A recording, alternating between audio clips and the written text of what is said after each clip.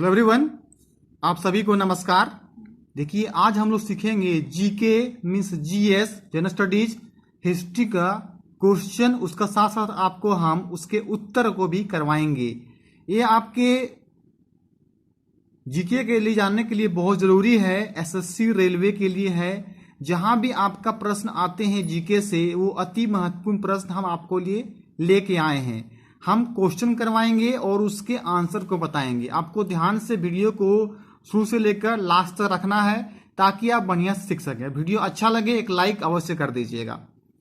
प्राचीन भारतीय इतिहास के अध्ययन के कितने स्रोत हैं? अब देखिए, प्राचीन मतलब होता है पुराना। पुराना जो भारतीय इतिहास जो अध्ययन किया जाता है, पढ़ा जाता है, उसके कितने स्रोत हैं? देखिए, 3 स्रोत हैं। अब देखिए उसको क्या क्या नाम है। पहला नाम है पुरातात्विक स्रोत, दूसरा नाम है साहित्यिक स्रोत एवं विदेशियों के वृत्तांत। तो प्राचीन भारतीय इतिहास के अध्ययन के स्रोत 3 हैं: पुरातात्विक स्रोत, साहित्यिक स्रोत एवं विदेशियों के वृत्तांत। बिल्कुल आपको वीडियो शुरू से लेकर लास्ट तक देखना है ताकि हर कुछ बढ़िया से आपको एक बार में समझ के याद हो जाए। और वीडियो आपको अच्छा लगे तो आप हर जगह पे क्या करें, इसको शेयर करें ताकि वो भी लोग इसके बारे में जो भी महत्वपूर्ण प्रश्न हैं सीख सकें। आइए क्वेश्चन नंबर 2 की ओर आते हैं। विश्व के सबसे प्राचीन अभिलेख मीन्स सबसे पुराना अभिलेख कहां से प्राप्त हुए हैं? अब देखिए, विश्व मतलब होता है पूरा वर्ल्ड। प्राचीन अभिलेख से पुराना अभिलेख है। अभिलेख मतलब होता है जो पत्थर में लिखे जाते थे, वो अभिलेख था। वो कहां से प्राप्त हुए हैं मतलब उस जगह का नाम बताना है। एशिया माइनर के बोगज कोई नामक स्थान से सबसे प्राचीन अभिलेख कहां से प्राप्त हुए हैं? तो एशिया माइनर के बोजग गोई नामक स्थान से प्राप्त हुए हैं। क्वेश्चन नंबर 3 की ओर आते हैं। भारत में सबसे प्राचीन अभिलेख कहां से प्राप्त हुए हैं? अब देखिए, बताना है सबसे पुराना जो अभिलेख है वो कहां से प्राप्त हुए हैं। कर लीजिएगा VBI। ये सिंधु घाटी सभ्यता से प्राप्त हुई है। चलिए, आपका सब क्वेश्चन VBI है, पर बार बार जो क्वेश्चन रिपीट होते हैं उसको हम फिर से VBI कर रहे हैं। भारत में सबसे प्राचीन अभिलेख जो प्राप्त हुए हैं वो सिंधु घाटी सभ्यता से प्राप्त हुए हैं। आइए क्वेश्चन नंबर 4 की ओर बढ़ते हैं। सिंधु घाटी के अभिलेख किस पर लिखी गई थी? मतलब किस चीज पर ये सिंधु घाटी अभिलेख जो है वो लिखा गया था? ये लिखा गया था मिट्टी के बर्तन एवं मुहरों पर। परीक्षा में पूछा जाएगा फ्रेंड्स कि सिंधु घाटी के अभिलेख किस पर लिखी गई थी। आपको आंसर करना होगा मिट्टी के बर्तन एवं मुहरों पर। आप क्या है कि इस तरह से अगर याद करते हैं तो अगर एग्जाम में वहां पे एक क्वेश्चन पे 4 ऑप्शन दिया होगा, आपको ध्यान रखना है कि सिंधु घाटी की अभिलेख किस पर लिखी गई थी। ऑप्शन देगा आपको, वहां पे करना है मिट्टी के बर्तन एवं मोहरों पर सिंधु घाटी के अभिलेख लिखे हुए रहते थे। आइए बढ़ते हैं क्वेश्चन नंबर 5 की ओर। मौर्य काल के अभिलेख को सर्वप्रथम किसने पढ़ा? मतलब कि जो है मौर्य काल का अभिलेख है वो किसके द्वारा सबसे पहले पढ़ा गया था, वो जरा बताना है इसका आपको आंसर। इसको भी कर लीजिएगा आप लोग VBI। ये आपके हमेशा परीक्षा में पूछे गए प्रश्न हैं कि मौर्य काल के अभिलेख को सर्वप्रथम किसके द्वारा पढ़ा, सबसे पहले जो है अभिलेख को किसने पढ़ा था। उनका नाम देखिए है जेम्स प्रिंसेप ने सबसे पहले अभिलेख को पढ़ा था। और वो कब पढ़े थे परीक्षा पूछेगा तो 1837 1837 ईस्वी में जेम्स प्रिंसेप ने मौर्य काल को अभिलेख को सबसे पहले पढ़ा था। आइए नेक्स्ट क्वेश्चन है। जेम्स प्रिंसेप किस देश के रहने वाला विद्वान थे? जेम्स प्रिंसेप जो अभिलेख के मौर्य काल के अभिलेख को पढ़े थे वो किस देश से रहते थे, किस देश से थे? वो देखिए थे आपका फ्रांस से। फ्रांस जो देश है उसी देश से जेम्स प्रिंसेप रहने वाले थे। आइए बढ़ते हैं क्वेश्चन नंबर 7 की ओर। अशोक ने अपने अभिलेख पर किस किस लिपि का प्रयोग किया है? मतलब देखिए अशोक का जो अभिलेख है वो कौन कौन सी लिपि को वो प्रयोग किए हैं इसके बारे में बताया गया है। आइए देखते हैं। तो देखिए अशोक के अभिलेख को लिखा गया है आपका ब्राह्मी लिपि में, खरोष्ठी लिपि में, आर्मेइक लिपि में एवं यूनानी लिपि में। मतलब 4 लिपि में अशोक के अभिलेख को प्रयोग किया गया है। पहला क्या पता देखिए ब्राह्मी लिपि, दूसरा आपका है खरोष्ठी लिपि, आर्मेइक लिपि एवं यूनानी लिपि। 4 लिपि का जो है अशोक के अभिलेख का प्रयोग किया गया है। आपको याद रखना है ब्राह्मी लिपि, खरोष्ठी लिपि, आर्मेइक लिपि एवं यूनानी लिपि। आइए बढ़ते हैं क्वेश्चन नंबर 8 की ओर। अशोक ने अपने अभिलेख पर किस लिपि का प्रयोग सबसे अधिक किया है? अशोक के जो अभिलेख हैं क्या क्या बताएं? ब्राह्मी, खरोष्ठी, आर्मेइक, यूनानी लिपि। उसमें सबसे अधिक बार जो है वो किस लिपि का प्रयोग किया गया है, किस अभिलेख का किया गया है?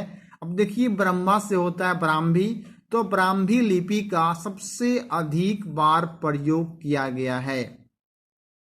तो आपको ध्यान देना है कि अशोक जब कहा जाएगा किस लिपि का सबसे अधिक बार किया गया है तो करना है आपको ब्राह्मी लिपि का सबसे अधिक बार प्रयोग किया गया है।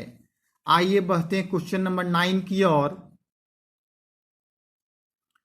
भारत के किस अभिलेख पर पहली बार संस्कृत भाषा का प्रयोग किया गया है? कौन ऐसा अभिलेख जो है जो सबसे पहली बार संस्कृत भाषा का प्रयोग किया गया है? वो अभिलेख का नाम है जूनागढ़ अभिलेख। जूनागढ़ अभिलेख में सबसे पहली बार संस्कृत भाषा का प्रयोग किया गया। संस्कृत भाषा सबसे पहले प्रयोग पूछा जाएगा, आपको कहना है इसका उत्तर जूनागढ़ अभिलेख में सबसे पहली बार अभिलेख का प्रयोग किया गया था। आइए बढ़ते हैं नेक्स्ट क्वेश्चन की ओर। क्वेश्चन नंबर 10 की ओर आते हैं। हाथी गुफा अभिलेख, देखिए नाम है एक अभिलेख का हाथी गुफा। अभिलेख का संबंध किस धर्म से है? मतलब किस धर्म से हाथी गुफा का अभिलेख को संबंध है? ये संबंध देखिए आपका जैन धर्म से है। तो हाथी गुफा अभिलेख का संबंध पूछेगा किस धर्म से है तो आपको उत्तर देना है ये हाथी गुफा अभिलेख का संबंध जैन धर्म से है। क्वेश्चन नंबर 11 की ओर आते हैं। एहोल अभिलेख, एक अभिलेख का नाम है, इसका नाम है एहोल। एहोल अभिलेख से किसकी जानकारी मिलती है? मीन्स एहोल अभिलेख की जानकारी क्या मिलती है? देखिए चालुक्य शासक पुलकेशिन II एवं हर्षवर्धन, 2 की जो है जानकारी मिलती है। चालुक्य शासक पुलकेशिन II एवं हर्षवर्धन, ये 2 की जानकारी एहोल अभिलेख से मिलती है। तो प्रश्न अगर एग्जाम में आएंगे कि एहोल अभिलेख जानकारी मिलती है तो चालुक्य शासक पुलकेशिन II की एवं हर्षवर्धन 2 लोगों की एहोल अभिलेख से जानकारी प्राप्त होती है। आइए बढ़ते हैं क्वेश्चन नंबर 12 की ओर। प्रयाग स्तंभ अभिलेख को किसने लिखा? अब देखिए प्रयाग स्तंभ अभिलेख का नाम है, ये लिखा गया है हरिसेन के द्वारा। हरिसेन जी के द्वारा प्रयाग स्तंभ अभिलेख को लिखा गया था। तो प्रयाग स्तंभ अभिलेख को लिखा गया हरिसेन के द्वारा। ठीक है, तो प्रयाग में कौन है? बहुत हरि लोग रहते हैं। प्रयाग में क्या है? हरि लोग रहते हैं। तो प्रयाग स्तंभ किसने लिखा? तो हरिसेन को लिखा गया। ये अब देखिए कभी कभी हम इसको प्रश्न में आपको ट्रिक से बताया ताकि आपको याद रहे और आसानी पूर्वक आप जब एग्जाम में ऑप्शन देखें तो आराम से टिक कर सके। आइए क्वेश्चन 13 की ओर बढ़ते हैं।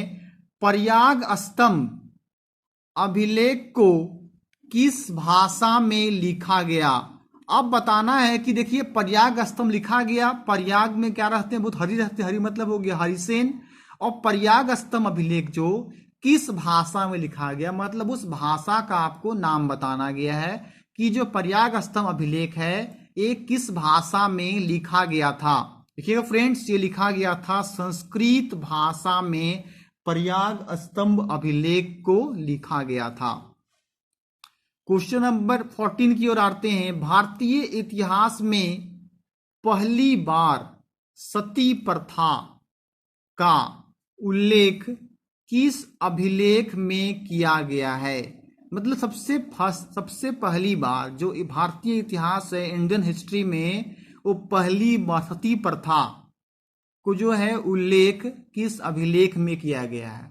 हम जितने भी प्रश्न और उत्तर बता रहे हैं आपको एक के बाद एक क्रम में इसमें हम लेके आएंगे और हर सीरीज में आपके 25 से 30 और 40 क्वेश्चन होंगे ताकि आप उसको डेली बेसिस पे इसको कंप्लीट कर सके और आप तरह तरह का जीके नॉलेज यानी कि जीएस आपका धीरे धीरे और भी मजबूत कर लें अगर वीडियो हमारा डेली बेसिस पे आप देखते हैं। और चैनल में अगर फर्स्ट टाइम है सब्सक्राइब अवश्य कर लें, नोटिफिकेशंस और बेल आइकन प्रेस कर ताकि नोटिफिकेशन सबसे पहले आपके पास पहुंचे। तो भारतीय इतिहास में पहली सती प्रथा का उल्लेख किस अभिलेख में किया गया है, उस अभिलेख का नाम है एरन अभिलेख में। एरन अभिलेख में पहली बार सती प्रथा का उल्लेख किया गया है। आइए बढ़ते हैं क्वेश्चन नंबर 14 की ओर। हेलियोडोरस ने अपना अभिलेख किस स्थान पर लिखवाया था। मतलब कि एक देखिए व्यक्ति का नाम है हेलियोडोरस, उनका एक अभिलेख था, वो किस स्थान पर लिखवाए थे, किस स्थान पर उसने लिखवाया था। उसका नाम देखिए है विदिशा नामक स्थान पर।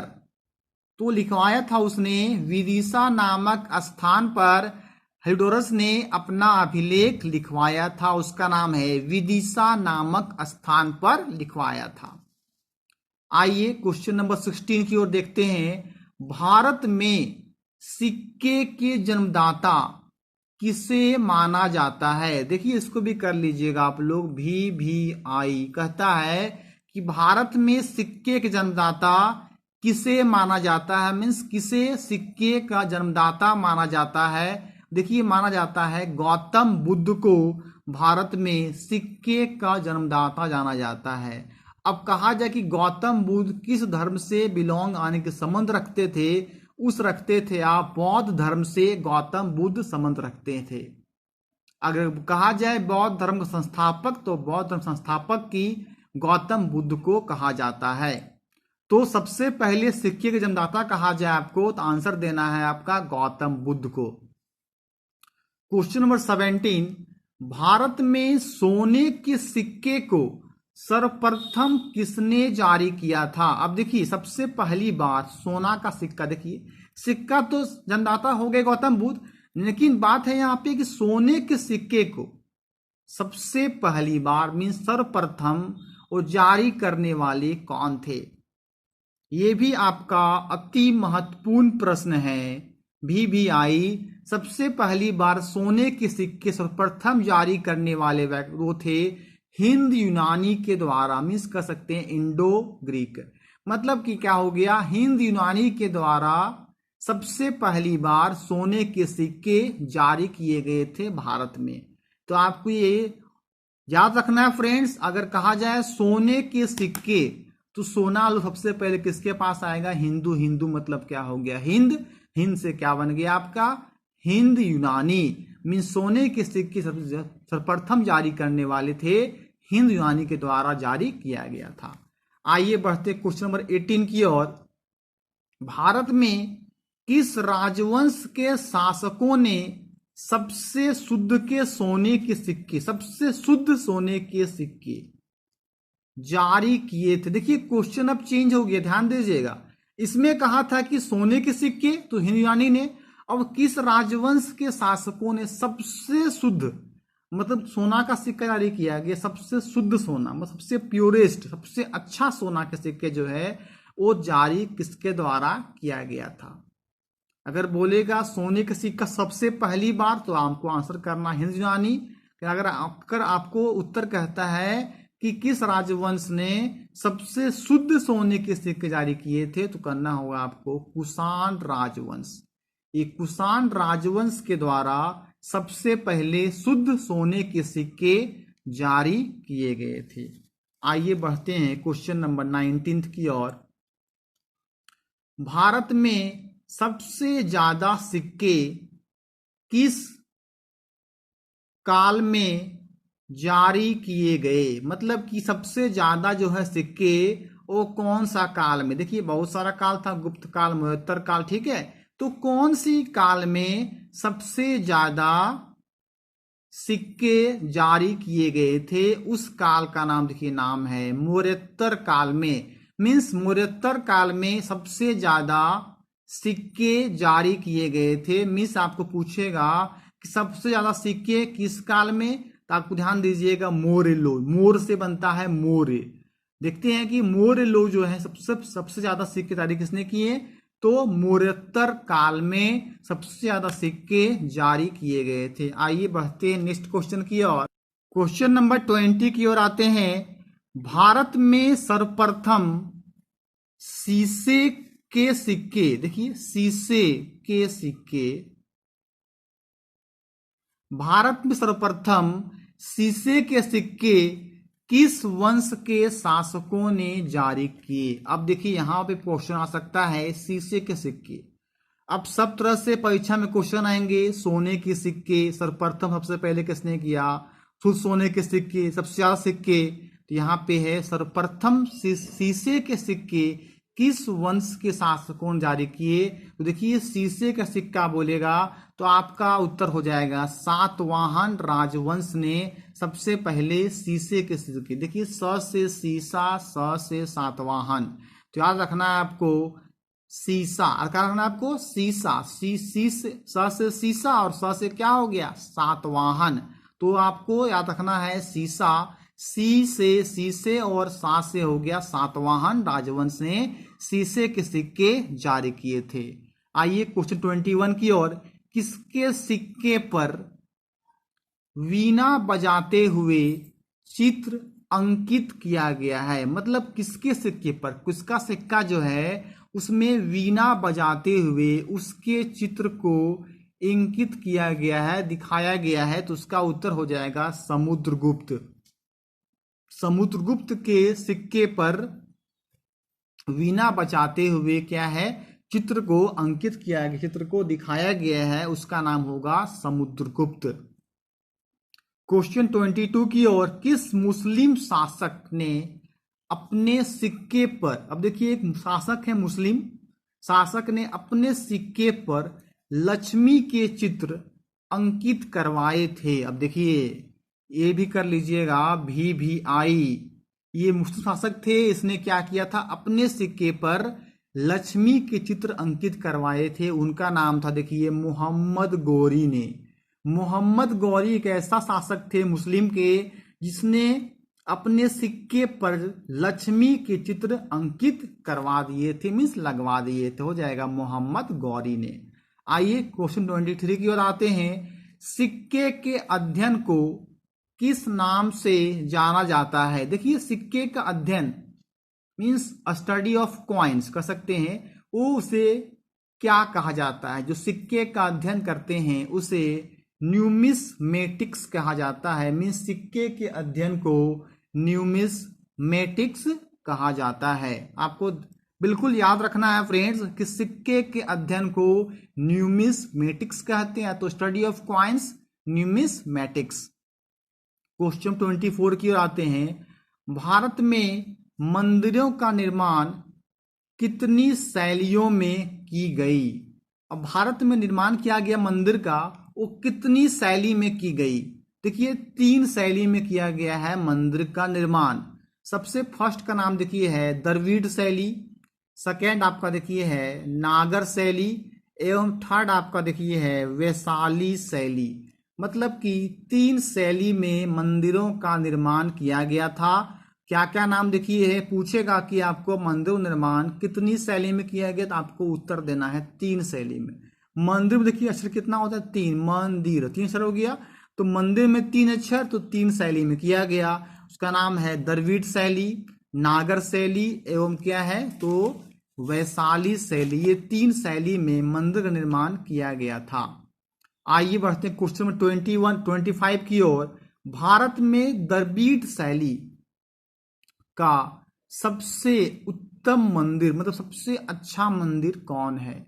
अब देखिए क्या बताएं, द्रविड़ शैली का सबसे अगर कहा जाए तो अच्छा यानी कि उत्तम मंदिर कौन सा है, तो तंजौर के बृहदेश्वर मंदिर द्रविड़ शैली का सबसे अच्छा उत्तम मंदिर है। ये कौन सा क्या कहेंगे, देखिए इसे कहेंगे राज राजेश्वर मंदिर भी कहा जाता है इसको। तंजौर के बृहदेश्वर मंदिर है, इसको एक और नाम से कहा जाते हैं राज राजेश्वर मंदिर। आइए देखते हैं क्वेश्चन 26 की ओर आते हैं। भारत में मूर्ति पूजा का आरंभ किस काल से मानी जाती है? देखिए मूर्ति पूजा जो होती है, मूर्ति पूजा चल रही है, वो किस काल से मानी जाती है, इसका आरंभ जो है कब से किया गया? देखिए इसका किया गया है सिंधु घाटी सभ्यता से भारत में मूर्ति पूजा का आरंभ, मतलब तब से ये क्या है लगातार चल रहा है। तो आपका आंसर क्या करना पड़ेगा, भारत में मूर्ति पूजा का आरंभ सिंधु घाटी सभ्यता से चल रही है। आइए क्वेश्चन 27 की आते हैं। गंधार कला की मूर्तियों पर किस यूनानी देवता का प्रभाव है? गंधार कला की जो मूर्ति थी वो किस यूनानी देवता का इसमें प्रभाव था, मतलब इफेक्टिव था। तो गंधार देखो कला का नाम है गंधार कला। तो कहता है कि मूर्ति पर किस यूनानी देवता का प्रभाव है, तो देखिए अपोलो देवता का। अपोलो देवता का जो है वो गंधार कला की मूर्तियों पर यूनानी देवता का प्रभाव जो है, किस यूनानी देवता थे गंधार कला में, तो उसका उत्तर हो जाएगा अपोलो देवता का। आज का देखिए अंतिम प्रश्न पे आए हैं, क्वेश्चन नंबर 28 पे है। अजंता की गुफा का चित्र का संबंध किस धर्म से है? देखिए अजंता में गुफा है, अजंता की गुफा एक नाम है, आप लोग सुने भी होंगे फ्रेंड्स। तो अजंता की गुफा का चित्र जो है का संबंध किस धर्म से है? एग्जाम में पूछ सकता है, आपको ऑप्शन तरीके से याद रखना है कि ये बौद्ध धर्म से है। ऑप्शन देगा बौद्ध धर्म, जैन धर्म, सनातन धर्म, मुस्लिम धर्म। तो करना होगा अजंता की गुफा का चित्र का संबंध बौद्ध धर्म से है, मतलब कि बौद्ध धर्म से जो है संबंधित वो अजंता की गुफा का जो चित्र बनाया गया है वो बौद्ध धर्म से संबंधित है। अगर वीडियो हमारा अच्छा लगा है एक लाइक अवश्य कर दें और सब्सक्राइब करना ना भूलें। अधिक से अधिक इस चैनल को जरूर से जरूर शेयर करें। और भी इस टाइप का हम क्वेश्चन और आंसर नेक्स्ट वीडियो में लेके आएंगे। तब तक के लिए थैंक यू।